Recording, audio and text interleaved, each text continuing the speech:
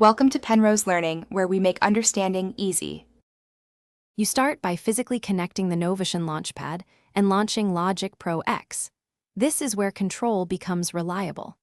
Once Logic recognizes the device, go to Control Surfaces and add or confirm the Launchpad.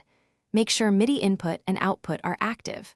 Create either an external MIDI track for DAW control or a software instrument track if you want pads to trigger internal instruments. This step establishes the signal path so note data and control messages flow.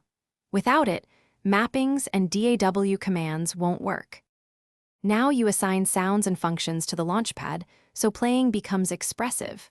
First, select the target track in Logic and load your instrument or external MIDI channel. Test a pad to confirm note mapping. Then open Logic's controller assignments to link transport, mixer, or plugin parameters, or use Novation components to build a custom layout and upload it to the Launchpad. Make sure tempo-synced controls and CC ranges match your plugin expectations, because sensible ranges prevent abrupt jumps and enable smooth tactile control. Finish by performing and recording your parts with confident workflow steps. Arm the track, enable low latency mode if needed, and use session mode for clip launching or notes mode for melodic playing. Record takes and comp as usual. Once done, export MIDI or bounce tracks to audio, then save both your Logic project and the Launchpad template to preserve mappings.